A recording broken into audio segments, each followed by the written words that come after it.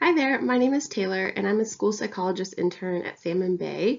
I've been working closely with Rob Wright, the middle school counselor, to provide social emotional learning curriculum to students this year, and we're hoping to take it online so that everybody can access these tools from their home. Today we're going to talk about self-care and stress management, which is an applicable topic to students, to parents, to families, and to staff right now when we're all at home and many of us are experiencing elevated levels of stress or other negative emotions. And the tools we're going to talk about today are really quick, really easy, and really inexpensive. So I hope that you can find them helpful. Thanks for following along. Throughout this presentation, I have some guiding questions to help facilitate some self-reflection, some discussion between whoever is watching this video with you, and to help you identify what things you're already doing that are really effective for managing your stress. So this first question on this first slide says, what happens to you when you're stressed out? And I want you to think about what happens both in your mind, what kind of thought patterns do you engage in when you're feeling stressed, and also in your body. What signals in your body give you a clue that you're feeling stressed out and may need to engage in a strategy to help bring yourself back down? The reason self-care is so important is because we need to be able to help and take care of ourselves before we can help and take care of other people. If you've ever been on an airplane, this idea of the oxygen mask theory will hopefully resonate with you. And it's the idea that you have to put your own mask on before you put the mask on somebody else. So in the context of self-care, we have to first take care of our own mental well-being in order to be able to be in a place to help others. I really like this image, so I wanted to include it. It says self-care isn't selfish, and I'll just give a personal example going back to that first question, what happens when you're feeling stressed out? For me, I tend to engage in some what we call unhelpful thought patterns, and for me those are shoulds, woulds, and coulds. Especially during this time, I find myself thinking, oh, I should call my parents, or I should reach out to that friend. I would be happier if I was just doing this, and I get stuck in those thought patterns and it makes me feel a lot of guilt, which ultimately leads to more stress. And the reality is some days I'm feeling really great and connecting with my loved ones helps me feel a sense of community. And on other days, I just don't have it in me to sit on the phone, and that's okay. Instead, I engage in some self-care practices, whether that be some quiet alone time or going for a walk. And the point being, that's not selfish at all. Taking care of yourself is ultimately putting you in a place to take care of your loved ones, thinking about the oxygen mask theory. So just want to put this here as a reminder to prioritize your self-care, even in the moments where you feel like you should be doing something else. So here we go. We're getting into the skill for today, which is called refreshers, and it's an acronym for self-care that's full of little things you can do to manage your stress and boost your resilience. The acronym is R for relationships, E for exercise, F for fun, R for relaxation, E for eat well, S for sufficient sleep, H for helping others, E for earth, and R for reason. I know this is a lot. I've been teaching refreshers for 2 years now, and I still can't remember the acronym off the top of my head. So I like to write it down on a sticky note and put it on my mirror in the bathroom or at the desk where I work or other places in the house to cue me to practice some self-care. And it also helps me identify which areas of refreshers I'm doing a lot of and which ones I could probably do a little bit more of. You might also notice that the things in the acronym are pretty simple and are probably things you're already doing, which is wonderful. I find that learning refreshers and realizing that what you're doing was actually really skillful helps bring new meaning to it, and sometimes also helps boost the mental health effects. So for example, instead of I'm calling my grandma because I have to or because mom told me to, instead, you shift your mindset to thinking, I'm calling my grandma because I'm engaging in relationships of refreshers. I'm connecting with someone who's important to me, and this is for my own mental health and well-being. And I find that can be really powerful. The first R in refreshers is relationships, and I'm going to go through these pretty quickly, but I encourage you to pause the video to read the guiding questions and to engage in some self-reflection, either in your mind, in discussion with someone you're with, or maybe write them down on a piece of paper. And if you have any questions as we go through this, I'm going to leave my email address at the end, so you are more than welcome to contact me with questions. If you want help brainstorming some strategies, or if you have any feedback about how this presentation went. So the first one is relationships, and this one is especially important right now when we're all at home and not able to see and interact with the people we care about in the way that we normally would. So some ideas for engaging in relationships is calling a friend or a family member. I think this can be more powerful if you're able to use video chat and get that face-to-face time. I've seen some really creative hangouts on Zoom where people are playing games or even watching movies side by side while they're video chatting. And if you're living with someone or a family member, scheduling some intentional time to play a game or have a conversation or go for a walk with that person can also be a great way to build up those meaningful relationships and reduce stress. The next one is E for exercise, and this is another really important one while we are at home and not able to move our bodies around during the day like we normally would. There's a lot of free tools online right now for at-home exercises. If you're like me and that doesn't always quite sound exciting, you can also go outside for a walk or a run or move your body. It doesn't have to be fitness oriented to get the benefits of exercise, like boosting your endorphins and increasing your blood flow. This slide just has some more information about the importance of exercise and all of the health benefits that you can unlock if you're engaging in regular exercise. Something that not everyone knows is that just 20 minutes of exercise can help you get all the health benefits listed on this slide, like more energy, better sleep, increased immune system, reduced stress. Exercise doesn't have to be this really long, rigorous, kind of scary thing. Just 20 minutes of moving your body around in a really intentional way can help you be more healthy. Okay, F is for fun, and this to me is a big umbrella category of refreshers, and it's really personal too, because what's fun for me may not be fun for somebody else. But this is about identifying the things that you like to do that bring you joy, like hobbies or recreation. Definitely watching TV can count as fun, but too much of anything can also have some negative health benefits too. So as you're thinking about this reflection question and maybe writing a list down on a piece of paper, try to think of a diverse range of activities that bring you joy. And these lead to positive emotions. Relaxation can be a helpful tool for distracting yourself when you're going through a stressful period of time, and can also be an opportunity to connect with others. One thing I love about refreshers is that it is so easy to double dip.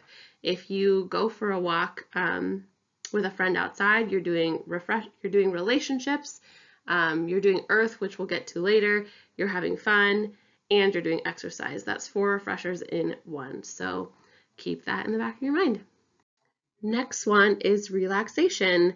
Again, these are probably things that you're already doing, but what do you do at the end of a long day to help bring yourself back down and maybe get yourself ready for bed? Is it listening to a specific playlist of songs?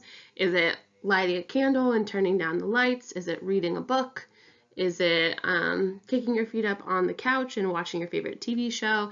I encourage you again to make a list so that when you are feeling stressed, you are able to access a toolbox, so to speak, of things that you can do to help yourself manage what you're going through and hopefully boost positive emotions. Eat well. This is a great one. I'm sure we've all heard the saying, you are what you eat. It's true that what you put in your body and how you nurture your body also nourishes your mind. So it's good to think about having a balanced diet. And if this is something that is challenging for you, it can be helpful to write down what you're eating or plan ahead for meals so you know that you're getting all of the nutrients you need to be happy and healthy. Another thing I'd like to add is eating enough. I know for me, when I haven't had enough food that day and I'm really hungry, it definitely affects my mental health. I'm more impatient, I'm grumpy, I'm not nice to be around. So making sure that you are getting a lot of good snacks throughout the day to help you keep going, especially as many of us are juggling multiple responsibilities that we're not always used to handling in our day-to-day lives. S is for sufficient sleep, and if you're like me during this stay-at-home time, I have probably been getting more sleep than I have in many, many years. And while that has been great, I find myself sliding into some unhealthy sleep patterns, not getting out of bed until really late in the afternoon, especially on the weekends, maybe feeling guilty about it later, not getting enough done during my day. And so when you're thinking about sleep and how to make a sleep schedule for yourself, I want you to think about getting enough sleep, but not too much sleep. Because as we'll see on the next slide, too much sleep can also have some of the same negative impacts as not getting enough. So 1 to 2 nights of poor sleep or too much sleep can lead to things like clumsiness, irritability, emotional vulnerability, fatigue, weird appetite, difficulty focusing your attention, and poorer memory. A suggested amount of sleep is 8 hours per night. I think that's a good thing to shoot for, but some people are different. Some people can do a little bit less, some people should do a little bit more, but you should be hovering around an average of 8 hours a week. And again, if this is something that is difficult for you, especially now that our routines are a little bit disrupted, you may be staying up later than normal watching TV, which can make it harder for your mind to relax and fall asleep at night. Just like eating well, I would encourage you to plan ahead. Just like making a meal schedule, you can make a sleep schedule, hold yourself to the times you set you want to go to sleep and wake up. You can set multiple alarms on your phone. There are lots of ways to hold yourself accountable. And the other thing I'll say is stick with it. It takes a couple of nights to establish a routine and to start noticing the benefits of having sufficient sleep. So if you go one day of trying a new schedule and you're not feeling anything, stick with it until you've really given it a couple of weeks.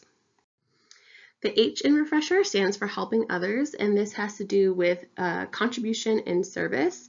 It can actually boost positive emotions. There's this fancy thing in our brains called mirror neurons, and that is when we see someone smiling or seeing someone happy, there are these neurons in our brain that fire that want us to mimic that same emotion in them.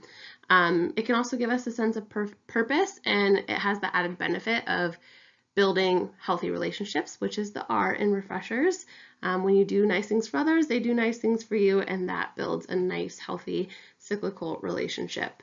This can be something as big as making a donation or volunteering your time, but it can also be something small, like helping your parent do the dishes, or making a birthday cake for a friend, or sending a letter to someone you know really needs some words of encouragement. These are all holding the door open for someone. These are all small ways that you can help others and have the dual benefit of making someone else feel good while also making yourself feel good. E for Earth is my favorite refresher. This has to do with spending time in nature or time outside, which I know is not always possible. So in those long, dreary Seattle winter months where it's cold and dark outside, I like to put houseplants in my house, and I like to concentrate the plants in spaces where I know I'm going to be experiencing a lot of stress. So for example, here at my work desk, I have a shelf with a number of plants that I like to look at when I need a moment to recenter. If you are able to get outside, going for walks as much as possible, especially right now when the sun is shining and we have such a gift of good weather in April, I encourage getting outside as much as possible. The effects of this particular refresher are increased if you're able to be intentional about your time outside. So that means taking the time to look at a flower or look at a tree and observe the colors of the leaves, the shapes of the leaves, maybe closing your eyes and listening to the birds chirping and really taking a moment to soak it in instead of just having it pass you by. I'm looking up because my window's right here and I'm looking at all these beautiful trees, and already I'm smiling and feeling a lot happier. The last R in refresher stands for reason, and I think this is the least self-explanatory part of refreshers. It has to do with finding a sense of purpose or hope for the future. For some people, this may be very spiritual or related to a religious faith or practice, and for others, it can be more about aligning with your values and goals and remembering why what you do is important. So for me, I love to give the example of being in graduate school. It can sometimes be really stressful, working long hours, staying up all night, and I often have the thought of why am I doing this? And For me, connecting with the reason is I'm in grad school because I love working with students and families, and I love being a helpful resource for students and families, and bringing myself back to that goal helps make the stressful times and the tests and the late nights all feel a little bit more bearable. So if you're also finding yourself in a place of stress, it can be helpful to reflect on what's causing me this stress and why am I doing that particular activity? Why is it important to me? What are my underlying values that are making me engage in this work? And that can be really helpful for making it through. I love a good inspirational quote, so as we wrap up this presentation, I want to share these words with you. There are days I drop words of comfort on myself like falling leaves and remember that it is enough to be taken care of by myself. So this goes back to that self-care isn't selfish piece that we started with, and the idea that we don't need to constantly be waiting for other people to take care of us because we have that power within ourselves, and taking the time to really engage in things that you know are going to boost your own happiness is the best thing that you can do, not just for yourself, but the people you care about, because we can't help other people if we can't help ourselves. Last but not least, I want to leave you, especially students, with a challenge or a bit of a homework assignment, if you will. These refreshers, like I said, are really easy, really quick, and really inexpensive, and you would be surprised how many you can do in such a short amount of time, especially if you're double dipping and getting the best bang for your buck. So my challenge is to set a timer for 5 minutes, maybe even 10, and see how many refreshers you can get done in that 5 minutes. Notice how you feel after you do those refreshers, and the point being that self-care sometimes feels like this big daunting thing that we have to learn how to do, to meditate and schedule out a lot of time, and really doesn't take very much time at all to be able to take care of yourself a little bit each day. If you have siblings or multiple kids in your home, you could even turn this into a fun competition. Whoever gets the most refreshers wins a special prize.